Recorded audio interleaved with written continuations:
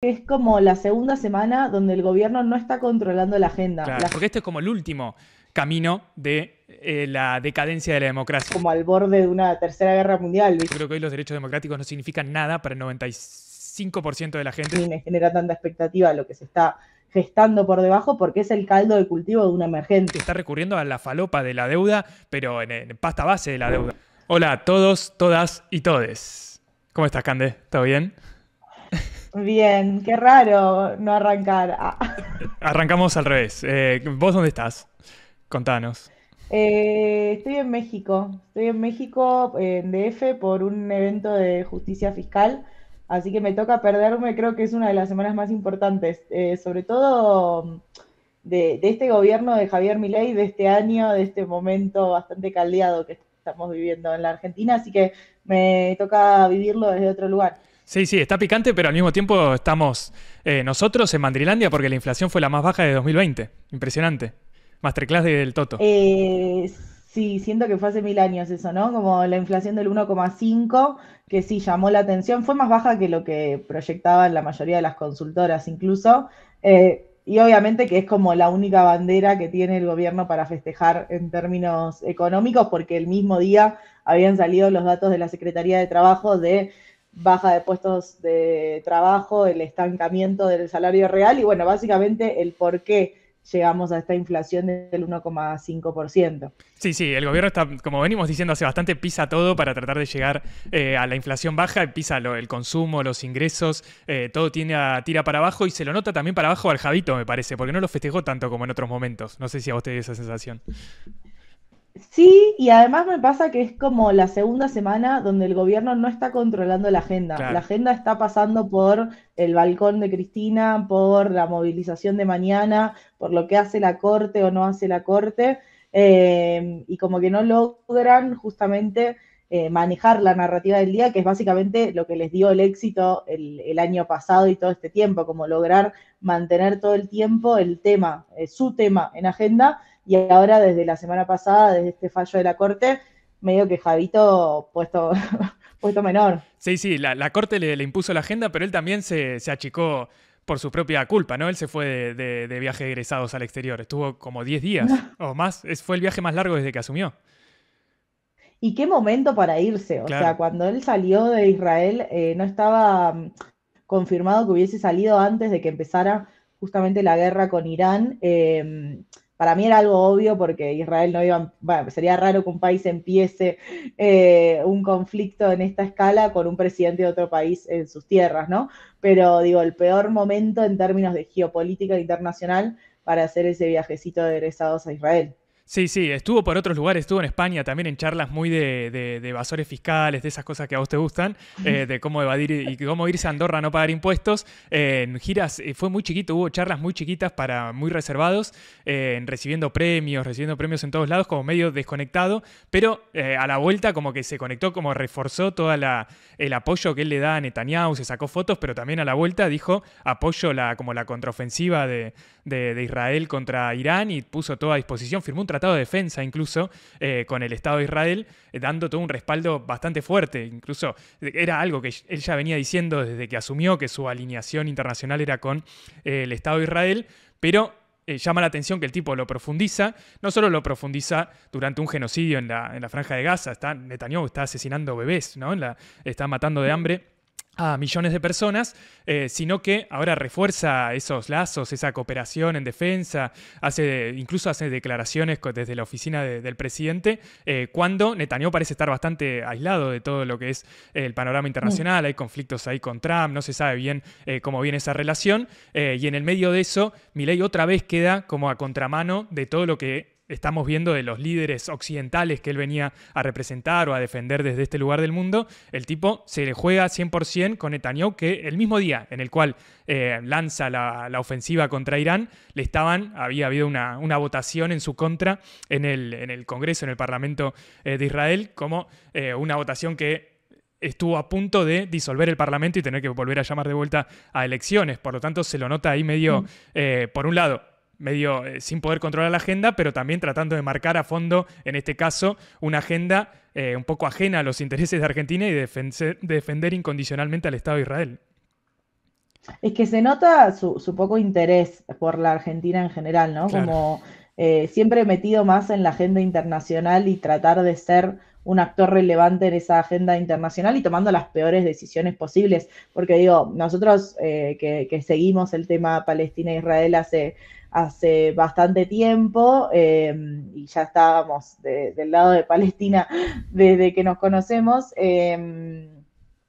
Digo, en este momento, donde ya no es solo un sector de la población, de los sectores más progresistas, los que denuncian el genocidio en Palestina, sino que ya son las naciones grandes los que dicen, che, no puedes hacer una limpieza étnica en el siglo XXI, no puede ser que estemos viendo televisado un genocidio en vivo y que las grandes naciones del mundo no hagan nada, y no solo no hagan nada, sino que sean las que financian finalmente ese genocidio. Entonces ya estamos en un momento donde el resultado de ese genocidio, de esa política de exterminio, digo, Israel produce la población de infancias con más niños amputados. Eso no lo vimos nunca en registros en términos de nuestra sociedad moderna. Entonces, obviamente que con los valores occidentales, que siempre se manejó con esta hipocresía y demás, ya verlo tan directo y tan expreso hace que hasta las propias naciones, que son las que financian esa guerra, bueno, ese genocidio, sean las que le digan, che, tenés que parar un poco. Y en ese tenés que parar un poco pasa todo lo contrario, porque Claro. ahora directamente hay una guerra entre Israel e Irán, donde se mezclan un montón de cosas. Yo no soy especialista claramente, pero en ese mezclarse un montón de cosas también hay consecuencias en el mundo de pensarse siempre como en este último tiempo como al borde de una tercera guerra mundial, ¿viste? Como estamos viendo naciones que se enfrentan con poderes nucleares y con alianzas que son más fuertes y que están detrás de esos países. Entonces es como muy loco estar viendo este momento del mundo con el peor presidente posible, porque es el presidente que está en apoyo del país al que están marginalizando por tener una posición tan radicalizada y tan, bueno, no quiero decir la palabra que va a hacer que nos baneen de YouTube, pero bueno, eso, del que busca una limpieza étnica en un territorio que no es suyo. No, no, totalmente. Y lo peor es que es tal cual como vos decís, hay cada vez más conflictos internacionales, cada vez más vidas en juego, todos los días mueren miles de personas y estamos gobernados por gente que es realmente idiota, que informa sobre lo que está pasando, intenta informar sobre lo que está pasando como si estuviésemos viviendo en el Age of Empires, como si esto fuera un jueguito que estuviésemos jugando un juego online en donde aparecen cómo se mueve un destructor yanqui, un submarino, un portaaviones yanqui hacia esa zona, la zona en conflicto, cuáles son los armamentos que tiene Israel, y uno ve no solo el presidente, o sea, que lo haga el presidente ya es bastante, pero también todo su aparato de comunicación, el idiota de Juan Doe, Romo y toda esa gente hablando, hasta incluso botoneando a la gente que se movilizó en defensa de Palestina, arrobando a Netanyahu, diciéndole, acá tenés terroristas, como diciéndole a Netanyahu que tire misiles en países, ¿no? En Argentina, que lo venga a buscar un país extranjero, que venga a Argentina a buscar opositores al Estado de Israel acá en Argentina. Realmente me parecen de las cosas más idiotas que he visto en el último tiempo, y eso que hemos vivido muchas, sobre todo desde que asumió Milei, pero ese tipo de publicaciones de realzar al ejército de Israel y de pedirle a un Estado ajeno que se meta en cuestiones nacionales para perseguir opositores, entiendo que lo tratan de hacer como una forma de baiteo y como una forma también de posicionarse en el panorama internacional y decir que ellos son los occidentales contra los salvajes palestinos o iraníes, pero me parece que cada vez se empuja más la vara. Y al mismo tiempo hacen una incitación constante a la violencia, ¿no? Y eso se termina reflejando un poco en las calles, que también se está viendo en Argentina, ¿no? Un poquito como todos los días se pica un poco más. Totalmente. Y también, digo, un país que tuvo atentados, un Claro. país que ya vivió las consecuencias de tomar malas decisiones a nivel de política internacional, y un país que tiene una riqueza especial que es la del multilateralismo, o sea, es la de haberse mantenido a raya de los problemas internacionales con cierto cinismo de estar vendiéndole comida a todas las partes, ¿no? Pero como con una posición política que es difícil de mantener, porque es la de no meterse en esos conflictos, que al fin y al cabo no son los conflictos que tienen que ver con Latinoamérica y con los problemas que tiene un país con pobreza, con falta de empleo, con una estabilidad que nunca llega, digo, con un montón de cosas que vos tenés que solucionar para tu población ahora. Y a mí lo que me flashea también, ahora, bueno, eh, yo vengo leyendo los diarios de México porque estoy en un hotel y hay diario papel, que es algo que me fascina, y es muy flashero también como Argentina no solo tiene muy mala agenda internacional en los medios, digo, no es algo que llegue a las tapas, sino que acá en México por lo menos es la tapa, la noticia principal en la tapa todos los días, o sea, los 3 días que estoy acá, las 3 mañanas, bueno, la noticia principal era Irán, Israel, Irán, Israel, Irán, Israel.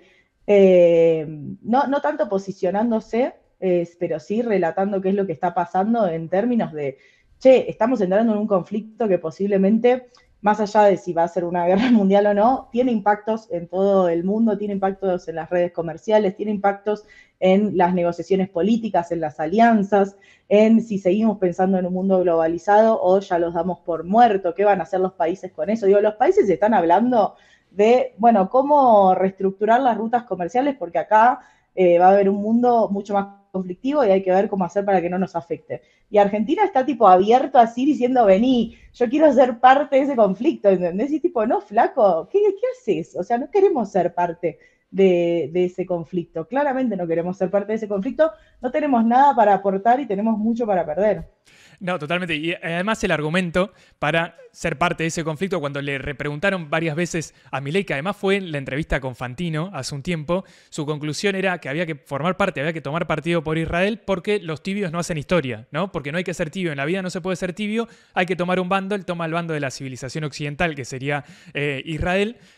Y ese es su argumento para tener un apoyo incondicional. Ese es el único argumento que tiene Milei, que evidentemente está rodeado por intereses superiores, por las fuerzas del cielo, que lo llevan a formar parte de esa coalición, de apoyar incondicionalmente las decisiones que tomen ellos, porque acá Milei no toma ninguna, ¿no? La decisión que toma Milei es de apertura total. Y en ese sentido creo que la única visión por ahí que pueden llegar a pensar ellos, o como se ve acá en Argentina, que estamos rodeados de economistas en donde tienen la última palabra siempre, son más los impactos, como vos decías, comerciales o de económicos, en términos de que por lo menos es lo que yo veo por ahí en los diarios, que es, bueno, está subiendo el precio del petróleo y eso es bueno para Argentina porque va a revalorizar Vaca Muerta después de lo que fueron un precio del petróleo muy bajo y que ahora con la recomposición de los precios del petróleo, bueno, se puede llegar a generar como unas mejores perspectivas para la inversión en Vaca Muerta, que venía bastante floja, ¿no? El año pasado, pese a todas las facilidades que le dio Milei a los inversores extranjeros para sacar los recursos naturales de Argentina, la inversión cayó 17 puntos, ¿no? El año pasado, solo el año pasado, y ahora sigue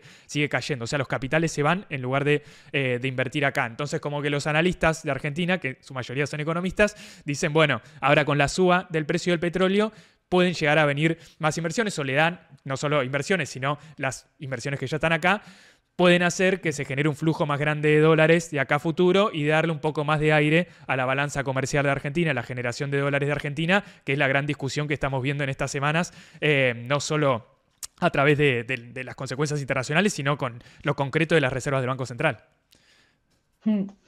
Total, a mí me parece problemático, y por ahí para cerrar la parte más geopolítica e internacional, porque igual somos un podcast de economía, pero me parece muy loco esa narrativa de defender la civilización occidental y que la muestra de la civilización occidental sea Israel, de Claro. nuevo, que está haciendo un genocidio a vivo, o sea, como cualquier persona que tenga redes sociales puede ver imágenes que son demasiado terribles, o sea, yo he visto cosas que realmente no quería ver en términos de, bueno, de ver en vivo una limpieza étnica a una población que la hicieron salir y que hace un mes dijeron, bueno, pueden volver en este cese al fuego que habían negociado Israel y Hamas, hicieron volver a la población y ahora de nuevo la están matando. Entonces digo, que esa sea la defensa de la civilización occidental me parece como muy burdo y muy, muy terrible, y ahí está también toda la resistencia de un montón de gente de Occidente, donde bueno, evidentemente somos parte de esa resistencia, y decimos, no, esa no es la civilización occidental. Eso es un enclave occidental que metieron en Medio Oriente después de la Segunda Guerra y que siempre fue un problema y que siempre fue parte y un interés geopolítico de Estados Unidos en tener un enclave occidental en Medio Oriente. Esa no es esa no es mi proyecto civilizatorio y eso no es lo que a mí me representa. Y después también del otro lado, porque también yo creo que hay un recrudecimiento del antisemitismo. Digo, yo desprecio al Estado ilegítimo de Israel, no tengo ningún problema en decirlo, pero también es cierto que se recrudecen los discursos antisemitas y vos ves toda la propaganda de Irán de la guerra, que obviamente que es más discursivo, están lanzando misiles y demás, pero podrían recrudecerla mucho más.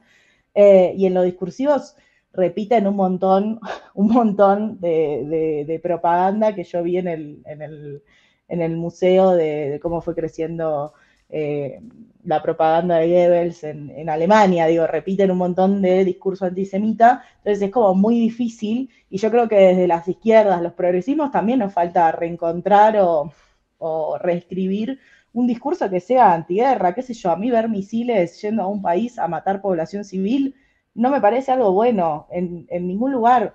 Digo, también estamos naturalizando que la guerra es contra la población civil en los países, porque empezó Israel matando población civil en Gaza y ahora parece que está bien matar población civil en cualquier lugar y los estados usan a la población civil como escudos. Y eso está mal en todos lados. Digo, como hay algo ahí más, perdón por el cornudismo, ¿no? Pero más humanista, que es como, che, podemos volver a tener ciertas reglas donde las guerras las pelean los estados y sus ejércitos y no son contra la población civil que está en esos países, porque si no es como que estamos festejando muertes de civiles que no tienen nada que ver. En Tel Aviv también hubo marchas en contra del genocidio en Gaza, qué sé yo. Realmente no es todo lo mismo y me preocupa también de este lado del río que se esté festejando cosas que no me parecen festejables, más allá de que uno entienda por qué en el Líbano lo festejan, ¿no? Digo, como, bueno, hay gente que está viviendo al lado de Israel y de ese genocidio, pero desde acá estar festejando eso me parece un poco inhumano. Sí, sí, sí, obviamente.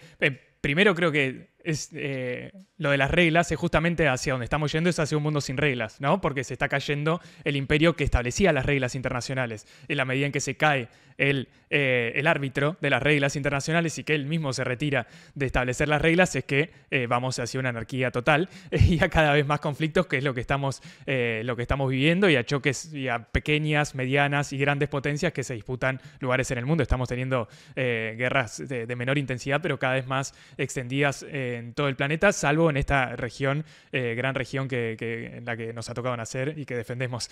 Pero también, obviamente, eso mucho Latinoamérica. eso también se ve mucho de como festejar la violencia en contra del Estado de Israel también, o de particularmente de la población civil, o de que caigan misiles en Tel Aviv, ¿no? Básicamente, que tiene que ver con una respuesta de la gente que vive ahí, ¿no? Que ha sufrido las consecuencias de un Estado genocida, pero también de un Estado apartheid, en donde te va echando de tu propia casa, ¿no? O sea, y además los tipos dicen que son colonos, ¿no? Entonces no hay mucho que explicar tampoco, ¿no? Sí. Si vos sos colono, estás tomando tierra que no te pertenece. Claro, y estás echando a la gente que vive ahí, y hay ciudadanos de primera y ciudadanos de segunda. Entonces hay mucha bronca histórica que se ha desarrollado durante estos últimos años, y ellos lo toman como una venganza, ¿no? Como las consecuencias lógicas de tantos años de represión por parte de un Estado financiado, como vos decías, por las potencias occidentales. Y desde este lado muchas veces uno lo veía mucho en Twitter este fin de semana, hay mucha gente festejando los bombardeos contra Tel Aviv, ¿no? Y eso obviamente es preocupante y lleva hacia esta situación deshumanizante, ¿no? En general, y una escalada de violencia en el cual cada vez quedan menos reglas, como decíamos antes, ¿no? Que las reglas las van corriendo incluso del propio presidente, en este caso Argentina, pero lo mismo pasa en Estados Unidos, lo mismo pasa en muchos países de la Unión Europea, incluso en todos lados, ¿no? Está pasando que las reglas se van corriendo sobre la base de esta descomposición de la democracia tal cual la conocíamos, donde incluso, como vos decías antes, por ejemplo, el caso de Israel como el enclave democrático o el enclave de la civilización occidental en Medio Oriente, bueno, no cumple ni las reglas básicas. Netanyahu hace cuántos años es el primer ministro, presidente de Israel, desde el 2009 me parece, ¿no? Cuando en realidad la democracia, lo mínimo, los pisos de democráticos tienen que ver con la alternancia, en teoría, ¿no? Si uno lo escucha de Tenenbaum, la democracia es la alternancia, bla, bla, bla, digo, como los demócratas de Argentina. Y eso no existe allá, ¿no? De hecho, el tipo ataca cada vez que tiene un problema democrático en su propio país. Entonces, el mundo como lo conocíamos se está descascarando frente a nuestros ojos y estamos viendo qué emerge después de eso, ¿no? Y que emerja una situación de naturaleza, o sea, de una situación más violenta que antes, que ya veníamos de un mundo bastante violento, sería una lástima, ¿no? Por eso vale mucho, creo, lo que vos decís, que la idea, o lo que nosotros queremos por lo menos, es ir hacia un mundo más justo, más solidario, donde triunfe la paz, y que en todo caso la violencia sirva para como transición hacia un mundo mejor. Eso lo digo yo. Exacto.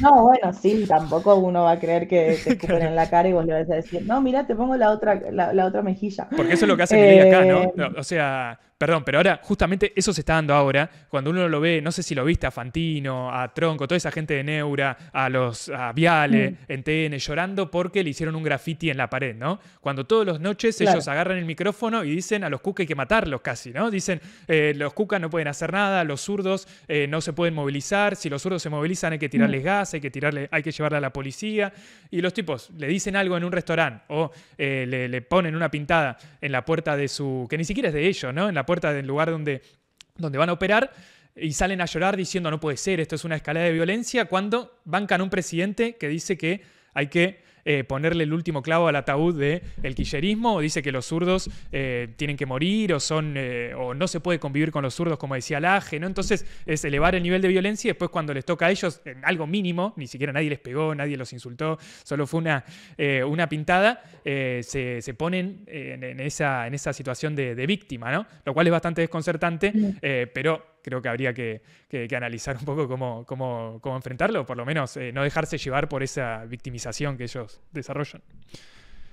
Totalmente, nos pasó cuando Johnny Viale nos mencionó en su programa, era como, bueno, de repente nosotros estábamos pidiendo que lo cuelguen a Caputo, pero cuando el AGE dice que cada bala bien puesta, Claro. cada bala puesta en un turno es una bala bien puesta, bueno, ahí total normalidad. Ahí es, o Milei diciendo, bueno, son cosas de redes, son boludeces de redes.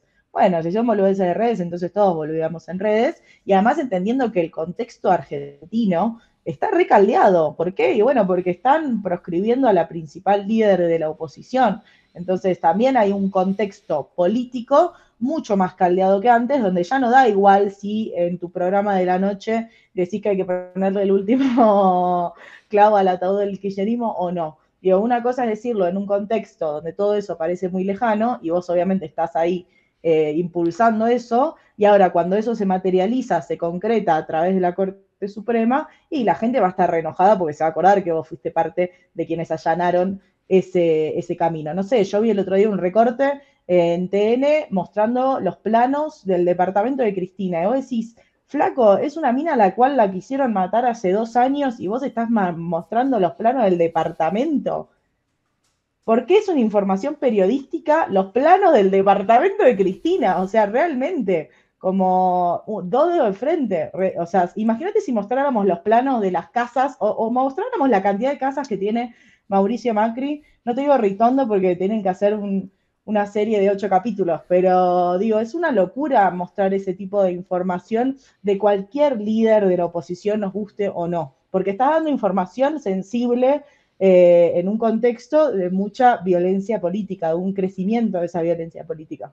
Bueno, todo eso hace a que finalmente los que están manejando la agenda que venía manejando Milei hasta ahora, la haya perdido, ¿no? Y la agenda la termina marcando los medios de comunicación, de estos, que son los que le dicen lo que tienen que hacer al Poder Judicial y a los grandes empresarios que van digitando un poco, que quieren digitar ahora quiénes van a ser los candidatos y quiénes no en las próximas elecciones, pero que le vienen marcando la cancha a Milei en varios sentidos, ¿no? Por un lado, una demostración de poder bastante grande, de decidir ellos que van a dejar a la principal líder de la oposición fuera de juego de cara a las elecciones y decir, bueno, si vos te portás mal, podés ser el próximo, ¿no? Porque Milei ya tiene varias potenciales causas, empezando por la de Libra, pero hay muchos más, como no haberle dado la comida a los comedores y un montón de cosas que probablemente vengan más de acá a futuro, y a Karina, que es realmente la que toma las decisiones en el gobierno. Entonces, hay toda una marcada de cancha muy grande que los medios y los voceros de estos grupos se encargan de machacarlo todos los días, ¿no? Así como yo puedo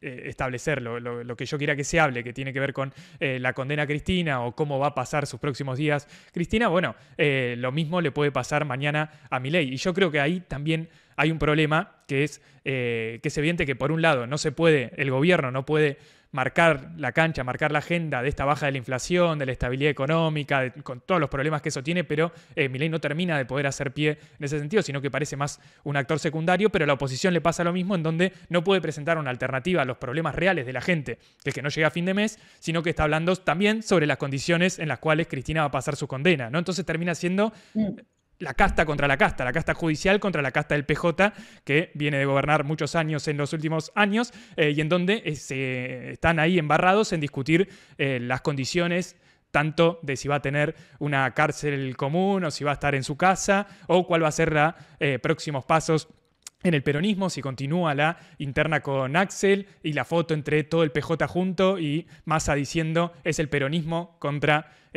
Milei. Entonces, de vuelta está todo el pasado por delante y en ese escenario, pese a que Milei haya salido por ahora, aparece como un personaje secundario, tiene todo por ganar, si no hay una alternativa de futuro frente a eso.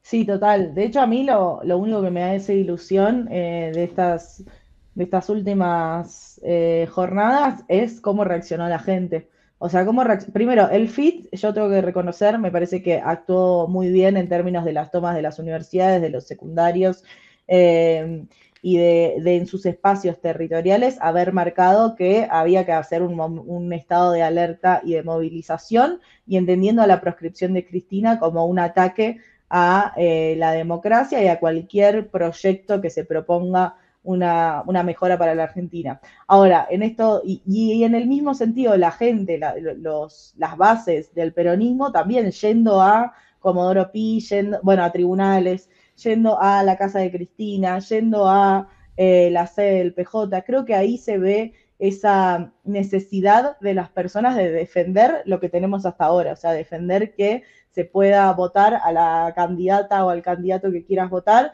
y defender como esas reglas mínimas de la democracia en este mundo donde las reglas parece que ya no funcionan más. Entonces, a mí la única esperanza que me genera es eso, son las bases, es la resistencia, es lo que se está organizando para mañana, que no tiene que ver con la dirigencia de la CGT que te dice, no, la verdad que todavía no estábamos para un paro. No, tiene que ver con la gente que está presionando por abajo, que hace asambleas en la casa de Cristina. Digo, y obviamente el lado del peronismo lo centran en la figura de Cristina. Yo creo que este caso de Cristina, que obviamente tiene particularidades porque es Cristina, digo, tiene particularidades porque es una mujer en la política y porque es ella, pero que tiene que ver con un ataque a reglas básicas de nuestra democracia y a defender esas reglas básicas. Por eso me parece tan importante lo de mañana, y yo cada día tengo un poco menos expectativa en la dirigencia, que sigue peleando las internitas más chiquitas, y que bueno, veremos qué resuelven mañana o en estos días, pero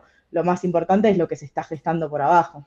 Sí, porque también viene un proceso en el cual esa misma dirigencia no pudo defender lo que en teoría significaba la democracia en un sentido más amplio, ¿no? Porque este es como el último camino de la decadencia de la democracia. Porque en teoría la democracia era poder comer, ¿no? O poder llegar a fin de mes, poder tener, como decía Alfonsín, se educa, se come y se cura, ¿no? Entonces, la comida la perdimos hace bastante y la dirigencia no hizo nada. Al contrario, en el gobierno anterior no fue, todos comimos menos en el gobierno peronista anterior de Cristina Kirchner. Lo mismo pasó con la educación es cada vez peor. En la educación pública todos los años empeora un poquito más sobre la base de la caída del presupuesto, de los salarios docentes, etcétera. ¿Cómo se dice? Las evaluaciones dan cada vez peor para los argentinos. Lo mismo con la salud pública es cada vez peor, quedan algunos focos de resistencia, pero si uno va a sacar un turno para un hospital público le dan de acá a 6 meses. Entonces se van perdiendo los pilares que en teoría eran para la democracia en Argentina, que eran la salud, la educación y llegar a fin de mes y las condiciones de vida, y ahora queda lo formal, la casta, ¿no? De poder votar por lo menos cada 2 años. Cristina ahora dice que hay que votar para cada 4, pero por lo menos cada 2 años, de poder votar un representante que trate de cambiar más o menos esto. Ahora, en los últimos años ya se probó con todos y todo lo único que hicieron fue generar una situación cada vez peor. Entonces, mi pregunta o mi problema, o mi contradicción, que la hago pública, es que, por un lado, Yo estoy de acuerdo que esto es un ataque antidemocrático del Poder Judicial contra los poderes que realmente se votan, por ahora, hasta ahora se siguen votando, que son a nuestros representantes, tanto en el Poder Ejecutivo como en el Legislativo, pero al mismo tiempo eso es una cáscara vacía, porque es solamente elegir a alguien que detrás de eso ya ha gobernado mucho tiempo, y en los últimos 4 años Alberto Fernández lo ha hecho, y no llegó a ningún tipo de mejora de las condiciones de vida. Entonces, a mí me genera realmente esa contradicción todos los días de no saber que, por un lado, realmente estoy en contra de este fallo, lo hemos charlado acá el martes pasado, lo hemos charlado el jueves con Fer, pero por otro lado, no sé si quiero seguir defendiendo a la casta. No sé si quiero seguir defendiendo a Cristina, además, como jefa de esa casta del PJ. Entiendo la posición porque es una posición que se argumenta sobre todo en los límites que encontró el gobierno pasado. Para mí hay una cuestión fundamental que yo lo pienso desde que asumió Milei y lo pensé también cuando voté a Massa en las últimas elecciones, lo digo como algo que me costó hacer, Sí, que tiene que ver con, claro, lo voté en primera vuelta, chicos, o sea, bueno. como yo, Hasta ahí no no te que, acompaño. yo estaba tipo, este tipo tiene que ganar en primera vuelta porque balotaje no tiene ninguna chance. Que tiene que ver con frenar y después reparar. O sea, como para mí hay un punto donde, bueno, tenés que defender eso, entendiendo que eso no es la solución en sí misma. O sea, entendiendo que la defensa del aparato democrático, de las reglas básicas de ese aparato democrático, digo reglas básicas porque nosotros desde la vuelta de la democracia no vivimos una proscripción. Digo, nosotros no lo vivimos como generación y la Argentina no lo vivió desde la vuelta de la democracia. Entonces me parece importante defender esas reglas básicas, entendiendo que esa defensa no resuelve en sí mismo el problema, sino que es una defensa entendiendo los problemas que tiene eso y con intenciones de reparar eso. Por eso para mí hay algún conflicto en que todo se centre en la figura de Cristina. Obviamente que Cristina tiene su magnetismo y yo la veo bailando en el balcón y me divierte, digo, sí, qué bien. Encima la bardean en la tele, te da más ganas de que salga Ves a sus bailar en enemigos el y te dan más ganas de balcón. defenderla, claro. Hay un baile ahí, claramente, pero entiendo que eso en sí mismo no es la resolución de nada. De hecho, veníamos de una interna recontra salvaje, donde había una porción hasta del peronismo que decía como, bueno, basta, que se renueve esta dirigencia. Ahora, el paradigma cambia porque la Corte Suprema actuó y porque cambiaron las reglas de juego. Para mí hay que defender eso y hay que buscar mucho más que eso. Y yo, no sé, por ahí es ingenuo, por ahí es muy chiquito, pero yo creo que esas cosas se cambian desde abajo. Por eso a mí me genera tanta expectativa lo que se está gestando por debajo, porque es el caldo de cultivo de un emergente, que es al fin y al cabo lo que creo que tiene que pasar en este tiempo y con Milei en el poder. Bueno, ¿qué va a emerger de esto? Ahora, si no hay resistencia, si no hay movilización popular, si no hay una defensa de esas reglas mínimas, entonces no hay ningún emergente posible. Ahí lo voy a traer va a parecer nada que ver, pero tengo un punto en lo que voy a decir. A ver. Yo vine acá a presentar el libro de Clara Mattei. Clara Mattei es una economista italiana. Los italianos en general, las italianas son como mucho más radicalizadas que uno cuando lee otros europeos o cuando lee yanquis, ¿viste? Como que, no sé, Cintia Ruzia, ponele que es economista feminista, también es como más radicalizada. Silvia Federici, de las teóricas feministas más radicalizadas, tienen una cosa así medio antisistema, ¿viste? Que es difícil encontrar en la academia hoy en día gente que hable en contra del capitalismo. Y ella escribió un libro que se llama El orden del capital, donde habla justamente de, bueno, cuáles son las condiciones donde se gestan los movimientos emancipatorios, o sea, los movimientos de búsquedas de un mejor mundo, de crítica sistémica al modelo económico. Y bueno, son en los momentos donde la gente tiene para comer, tiene un laburo, tiene como ciertas condiciones más resueltas, los estudia en los casos de Europa de estado del bienestar, y de hecho uno cuando repasa la historia argentina, digo, todos los movimientos más antisistema de los 70, bueno, se dan en una economía argentina donde tenía los niveles salariales que nunca pudimos volver a alcanzar.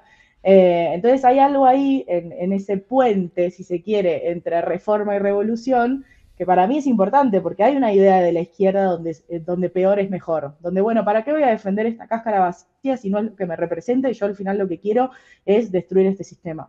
Bueno, por ahí para destruir este sistema necesitamos que la gente tenga un mínimo de condiciones para poder empezar a imaginar un mundo mejor, porque si no, también, y lo llevo a la escala más internacional, en este mundo donde se pierden las reglas, donde naturalizamos las guerras contra las poblaciones civiles, donde naturalizamos un montón de cosas que hace 100 años eran impensadas para lo que habíamos conseguido como humanidad, bueno, entonces es muy difícil pensar cómo salir de esto y cómo generar una alternativa de este mundo hacia un mundo mejor.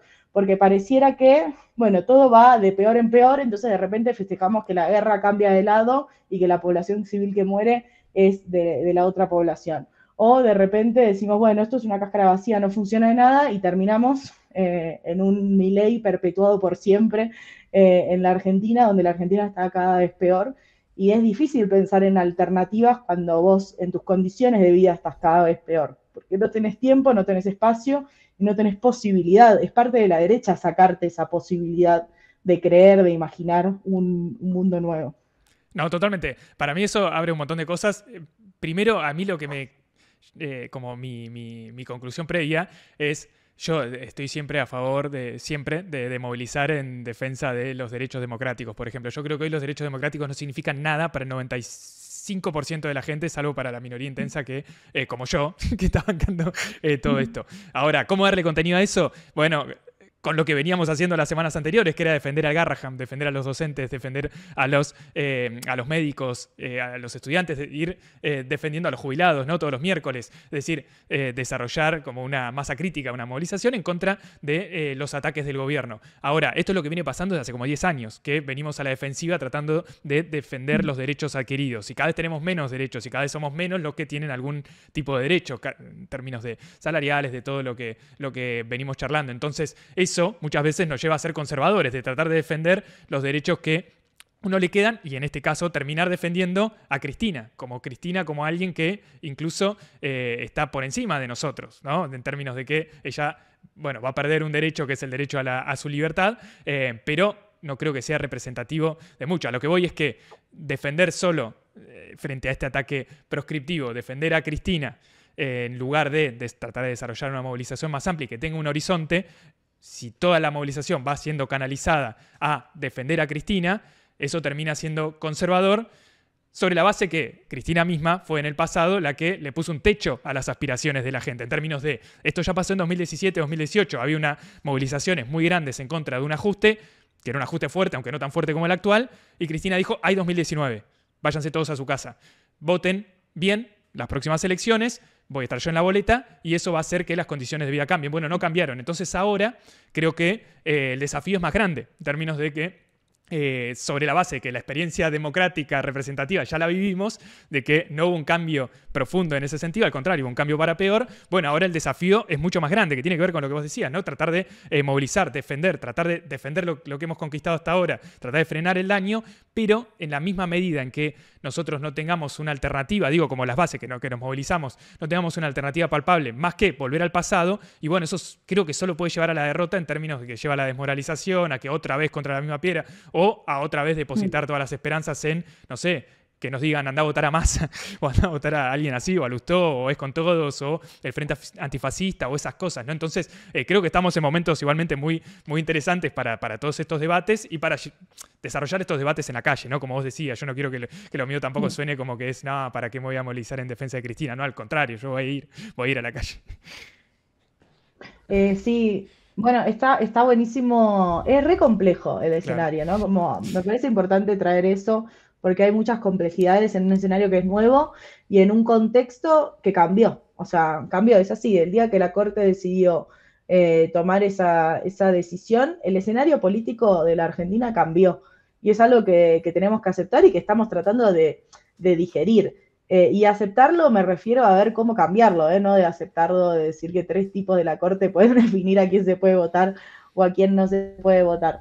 Después, esta idea del frente antifascista o de es con todos, para mí se termina de morir en este nuevo escenario, porque uno lee la declaración de la UCR y te da ganas de vomitar, o sea, dice es un paso hacia adelante para la justicia.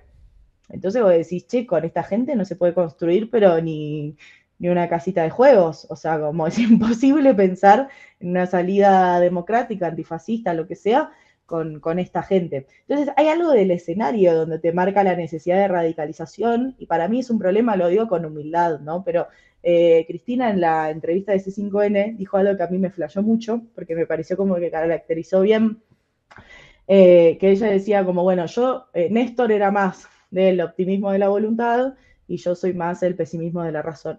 Y hay algo de eso, porque yo entiendo al kirchnerismo, obviamente que hay millones de interpretaciones posibles, pero yo entiendo al kirchnerismo como la salida del 2001, como el cauce que institucionalizó, por una parte, ese estallido social, pero que también le dio lugar en el sentido de que no se hubiesen dado todas las reformas positivas, todo el crecimiento económico y toda la redistribución que hubo después en los gobiernos kirchneristas sin el 2001 previo. Digo, ni Néstor ni Cristina se caracterizaban en su trayectoria política por ser ni zurdos, ni parte de una ola más progresista, ni radicalizada, ni nada por el estilo. Pero Néstor tuvo la inteligencia de leer el contexto político y entender que para poder meterse y quedarse en el poder, que era algo muy difícil, veníamos del 2001, veníamos de 5 presidentes en un medio, como cosas así muy complicadas, en un año, perdón, bueno, entendió que había que hacer ese ciclo progresista y que Argentina también se iba a unir a eso, a esa ola progresista que estaba pasando en América Latina, y lo hizo perfecto, digo, como tuvo una inteligencia ahí de leer el escenario político increíble. Y después Cristina profundizó alguna de esos procesos, esas reformas populares, sobre todo en el primer gobierno, y en el segundo gobierno ya vivimos más el estancamiento por ahí de alguna de esas cosas. Entonces, para mí hay un conflicto acá, donde yo, desde mi humildad de nunca haber sido presidenta ni votada para nada, digo, como Cristina, lee el contexto. El contexto te pide que puedas leer esto, ¿entendés? Que leas que hay que radicalizarse más. Y para mí el problema es que ella es profundamente institucional.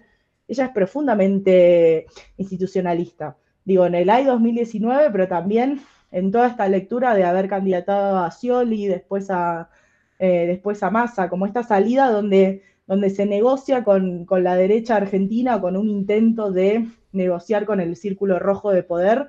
Para mí, mi hipótesis es como un poco con esa expectativa de que le pase lo que le pasó a Lula, que es que a Lula lo sacaron de la cárcel y no lo sacó la movilización popular, lo fue a buscar el círculo rojo porque Bolsonaro estaba haciendo cualquiera y dijo otra vez, vení Lula. Ahora, eso no le va a pasar a Cristina, porque el círculo rojo la odia a Cristina, la odia todo lo que tenga que ver con el kirchnerismo. Primero porque tenemos otro círculo rojo, digo, el establishment brasilero es mucho más nacionalista, está mucho más industrializado, viene de otro proceso, y nuestro establishment es un establishment profundamente cipayo, profundamente extranjerizante, y lo único que le interesa a Argentina es para hacer dólares, sacar su riqueza y llevarla al exterior. Digo, por eso Argentina tiene tantos dólares por fuera del sistema financiero. Entonces, pretender tener el apoyo del círculo rojo me parece un error en términos políticos, más allá de que me parece mal moral y políticamente, en términos estratégicos me parece que es un error y me encantaría que eso no suceda. Ahora es nosotros desde abajo, bueno, cómo trabajamos con lo que tenemos y tratamos de impulsar los cambios que hay que impulsar. El 2001 logró eso. ¿Fue fácil? No. ¿Fue poco tiempo? No, para nada. Fue del 99 al 2004. Pero bueno, también es el juego que nos toca jugar. Sí, para mí el problema que tiene Cristina es que no puede ser otra cosa que institucionalista porque ella es la institucionalidad argentina, ella y Néstor sobre todo, porque ellos son los que rescatan a Argentina del abismo, que es lo que decía Néstor cada día que tenía un discurso público, que parte cierto, ¿no? El tipo viene después de Costec y Santillán, ¿no? Después de Duhalde, después del 2001, es decir, devuelve el poder a las instituciones cuando el poder había pasado, en parte por lo menos, a la calle, ¿no? Y que la Corte Suprema haya tenido que renunciar y todo un quilombo. Presidentes en pocos días, semanas, horas. Entonces, ellos eran la vuelta a las instituciones después de haber sido las instituciones de Santa Cruz, vienen a ser las instituciones nacionales y no se puede entender el fenómeno del kirchnerismo si no es en defensa de esas propias instituciones, ¿no? Eso se empieza a romper recién con los fondos buitre en 2013, ¿no? El problema de que la derecha le achaca sobre el republicanismo y las instituciones, pero ella siempre fue como vos decías, profundamente institucional, y lo mismo sigue desarrollando ahora porque es hija de eso y es madre de eso, ¿no? Las dos cosas al mismo tiempo. Ella le devolvió el poder a todas esas instituciones. Ella ha puesto muchos jueces de la Corte. De hecho, la mayoría de los fiscales y jueces que actuaron en estas causas fueron designadas bajo el kirchnerismo. Entonces, ahí creo que hay una imposibilidad material de ella de que si ahora se pone radicalizada, está yendo en contra de toda su historia, está yendo en contra de las instituciones que ella ayudó a fundar, a refundar, ¿no? Después de la crisis del 2001. Entonces creo que es imposible pedirle eso por sus propias condiciones materiales, lo que le llevaron hasta acá, ¿no? Salvo que desarrolle algo muy grande, pero no lo veo en términos de relato, de cómo eso tendría algún tipo de relación, salvo que sea rescatar el origen de las instituciones más democráticas que eran en el pasado y que en algún momento se rompieron, por ejemplo, con la designación de jueces de la Corte Suprema por decreto. Ahí podría encontrar algún tipo de relato que creo que es hacia donde apunta, tratar de depurar el Poder Judicial o algo así, o hacerlo más democrático, tratar de impulsar algo a lo México, justamente, de que algunos jueces puedan ser votados popularmente o con un sistema democrático, algo así, pero no creo que sea sacando mucho los pies del plato. El problema es que los que la rodean son aún más conservadores que ella, porque lo único que están esperando, Máximo Kirchner, Kicillof, no sé bien en qué estar haciendo, creo que está en problemas más grandes incluso que Cristina en términos de armado político, pero todo el resto, Massa, Moreno, son todos gente mucho más conservadora, ¿no? Que lo único que quiere es tratar de pensar en cómo armar más casta, más poderes en los consejos, en diputados y senadores para volver en algún momento y encarrilar hacia donde tengan que ir la economía y la política argentina. No creo que estén pensando en términos estratégicos. De hecho, están todos rodeando a Cristina esperando a que Cristina le diga qué tienen que hacer, ¿no? Y eso habla también de un conservadurismo muy grande. Entonces, al mismo tiempo es como que este problema institucional es algo que venimos charlando desde que arrancamos, ¿no? Que se está viendo en todo el mundo, ¿no? Cómo se están rompiendo todas estas instituciones. Y creo que lo de Lula también es un paralelismo que es interesante, pero creo que tampoco es posible que se desarrolle acá en Argentina con Cristina, porque Cristina ya volvió. Cristina ya volvió después de la década ganada, volvió en 2019 y se fue en 2023. Ella eligió al presidente, ella eligió al candidato, ella fue vicepresidenta, eligió un montón de funcionarios, eligió incluso al que le hizo un golpe institucional al presidente en 2022, que fue Massa. Massa actuó como presidente sobre la base de un respaldo de Cristina. Entonces, ella ya volvió después de un semi-exilio, ella volvió después de haberse ido con una plaza llena que no le pasa, no sé a qué presidente le ha pasado en Argentina, bueno, salvo a Perón, pero de haberse ido de su ejercicio en presidencia con plazas llenas, 200.000 personas en la calle festejando el fin de la década ganada, es algo impensado. Pero después vuelve y genera todos estos problemas y que tiene que ver en parte con lo que vos decías, pero también con esta que Lula se va. Le da el poder a Dilma Rousseff, la votan a ella le hacen un golpe, pero bueno, ellos no habían tenido un gobierno posterior al gobierno de la derecha, de Temer o después de Bolsonaro, sino que es recién ahora el que está teniendo ahora esa alternativa. Claro. La vuelta de Cristina, creo que esa carta ya fue jugada. Yo no adhiero tanto a eso. No adhiero porque creo que más allá de las instituciones, que no sé, yo tampoco soy o sea, no soy experta en eso, así que no tengo idea de cómo se pueden revivir, pero sí creo que hay como consensos democráticos donde hay instituciones que funcionan bien o que hay que ver de última cómo mejorarlas. Pero sí creo que hay banderas del kirchnerismo que son importantes, del kirchnerismo y del peronismo. Digo, en términos de la justicia social, en términos de, bueno, la estatización de las AFJP, digo, en términos de con la estatización de las AFJP, las moratorias previsionales, la asignación universal por hijo, los programas para el empleo y la creación de empleo en base a eso. Yo creo que al kirchnerismo le faltaron reformas estructurales, pero que tiene 1 millón de banderas para rescatar y que son las banderas que hacen que la gente vaya a la casa de Cristina. Digo, la gente va a la casa de Cristina porque recuerda eso, porque lo que le impulsa es esa transformación política que vivió la Argentina en esa década. Entonces yo creo que eso es lo que hay que revivir y lo que hay que rescatar y lo que hay que tener como horizonte, que es básicamente la transformación en la vida de las personas, las mejoras en las condiciones económicas de las personas. Yo creo que Cristina tiene la habilidad, la inteligencia y la trayectoria para poder relanzar esas banderas. El tema es que yo creo que el escenario bueno, un poco lo que se ve mañana, ¿no? Necesita cierta radicalización, cierta movilización, cierto estado de alerta, porque lo que se hizo es muy grave, porque el cambio de contexto político es muy grave y hay que ver cómo avanzar en base a eso. Y creo que Cristina tiene las cartas porque es la que está ahí. ¿Tiene las únicas cartas? No. Digo, yo creo que lo más interesante sería que emerja algo más popular desde abajo, pero que ese emergente popular desde abajo va a tener esas banderas necesariamente. Cualquier movimiento que se proponga una transformación en Argentina tiene que tener esas banderas y ver cómo no solo frenar el daño de Milei, sino cómo reparar todo eso en este mundo, por suerte desde América Latina, pero ya con todas estas alianzas internacionales nefastas que nos está conduciendo Milei. No, sí, sí. Yo el mayor problema que le veo por ahí a lo de mañana es que se transforme en un in memoriam de la década ganada, ¿no? Que sea la marcha Claro, ese es el riesgo. la marcha de gracias Cristina por los años que nos diste y hasta acá llegó esto, no por las ganas de la gente, sino porque no hay otra cosa que agarrarse, ¿no? O sea, en términos de esto, ¿no? De, bueno, gracias Cristina por el fin de las FJP, el ANSES, por el 51% de IPF, por bla, bla, bla, todas esas conquistas de la década ganada, pero nada futuro. Entonces ahí creo que hay un gran choque, sobre todo teniendo en cuenta lo que estamos viviendo y lo que vamos a vivir a futuro, porque no es que a futuro estamos viendo un asentamiento de Milei y una estabilización espectacular del plan económico, del mejor equipo económico de los últimos 50 años, sino que estamos viendo un poco lo contrario, ¿no? Ya, no sé, creo que en Argentina los econochantas de Mandrilandia ya somos 99%, me parece. No sé cuántos quedan defendiendo el plan económico tal cual como está hecho, porque pese a que Milei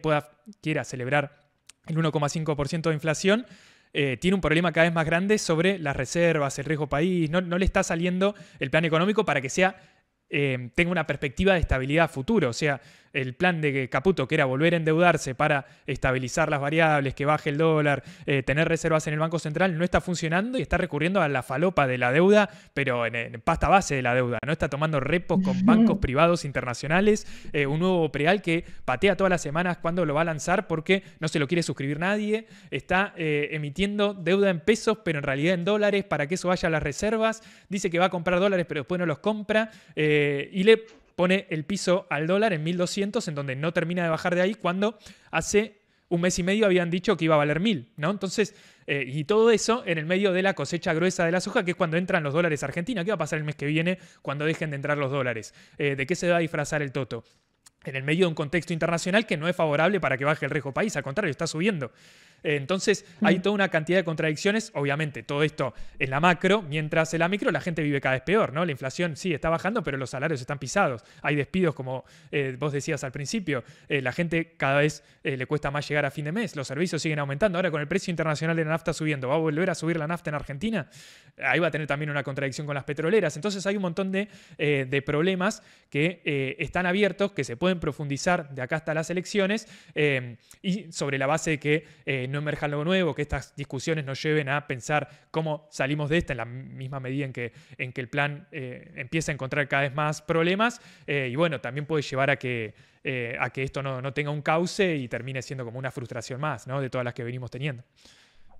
Sí, pero es fundamental lo que decís. Es fundamental porque, bueno, yo soy optimista, nací así, pero es fundamental porque están todas las condiciones dadas para un cambio en la Argentina. Para un cambio, bueno, suena mal, la palabra cambio se la quedó Macri, pero para una transformación mucho más profunda, digo, no solo en términos del contexto internacional, sino también justamente de un gobierno que no logra dar un programa económico estable. No logra ni siquiera poder estabilizar a costa de empleo, del hambre, de la motosierra, o sea, incluso con todo lo salvaje que hicieron, no puede y avanza así en su deriva autoritaria. No sé si viste que salió en el boletín oficial ahora este cambio para el Ministerio de Seguridad y esta posibilidad de que la policía haga ciberpatrullaje y te puedan hacer allanamientos sin orden judicial, como cosas recontra antidemocráticas y de una deriva autoritaria muy profunda, que el gobierno siempre tuvo esa intención y esa búsqueda y que se va a poner más picante a medida que el programa económico tenga menos resultados, porque cuando tiene menos resultados va a tener más resistencias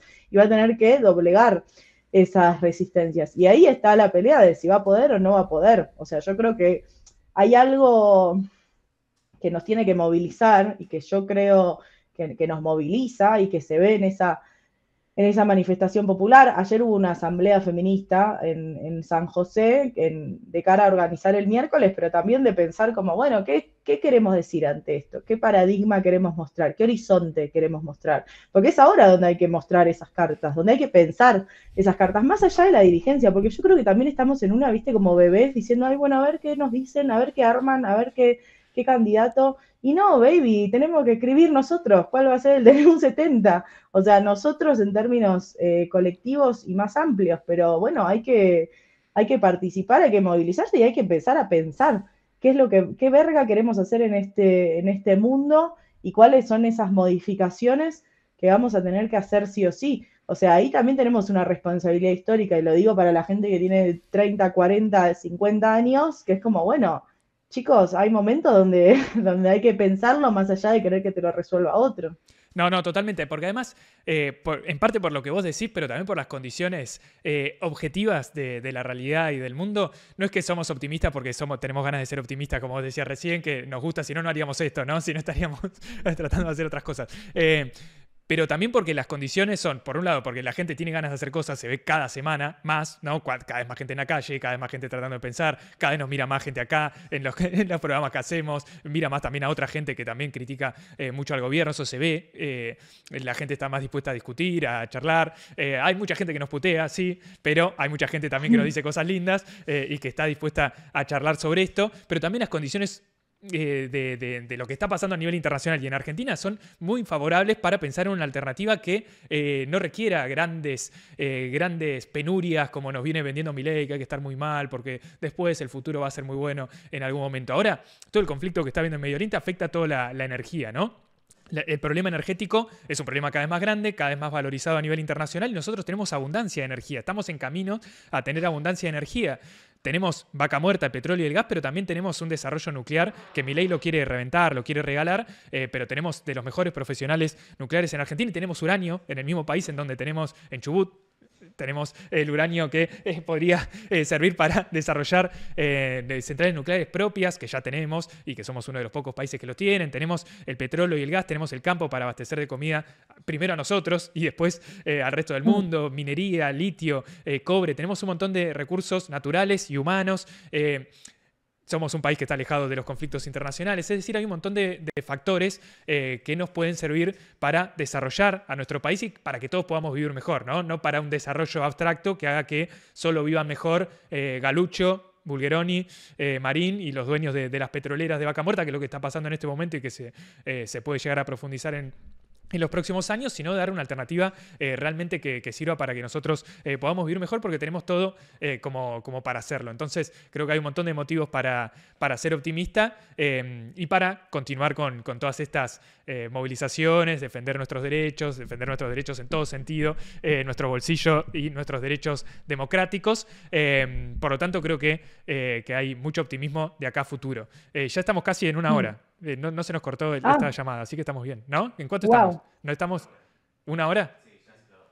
¿Estamos en una hora ya? 5 minutitos más. Bueno, estamos casi en una hora. No sé si nos quedó algo o querías decir algo sobre esto. No, me parece que cerraste muy arriba y que tiene que ver con eso, porque también hay algo de creer que ya está todo jugado y que todo es una poronga, y eso es muy desmovilizante. Y son momentos del mundo en general y de Argentina en particular donde necesitamos todo lo contrario.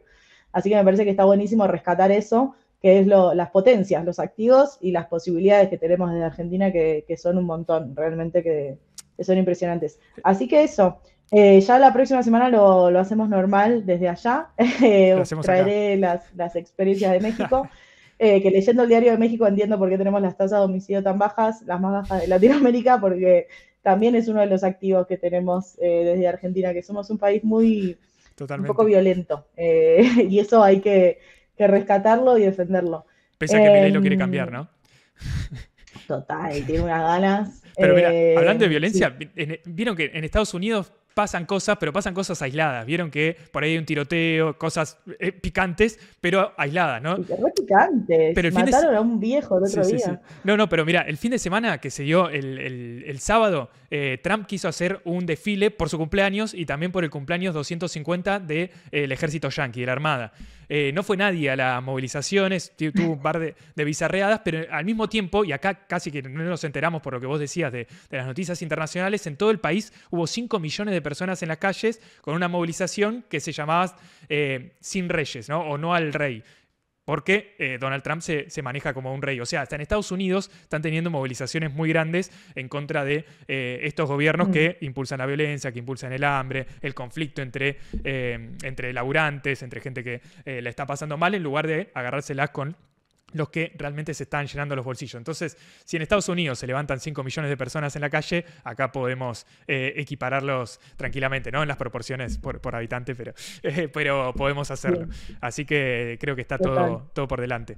Y entonces Total. nos vemos el martes acá.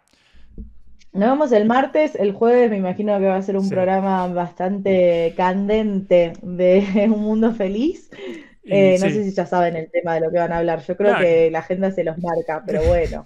es bastante evidente que tenemos todo el conflicto en Medio Oriente, la guerra, las guerras, hay un montón de conflictos, un poquito podemos repasar lo que charlamos recién, pero va a haber un montón de cosas para charlar. Acá abajo están todos los links para seguir apoyándonos. Muchas gracias a todos los que lo hacen, que nos apoyan monetariamente todos los meses. Son un montón y estamos muy agradecidos, pero para que esto pueda seguir creciendo necesitamos que más se suscriban a esto. Lo pueden hacer acá abajo con todos los links que están.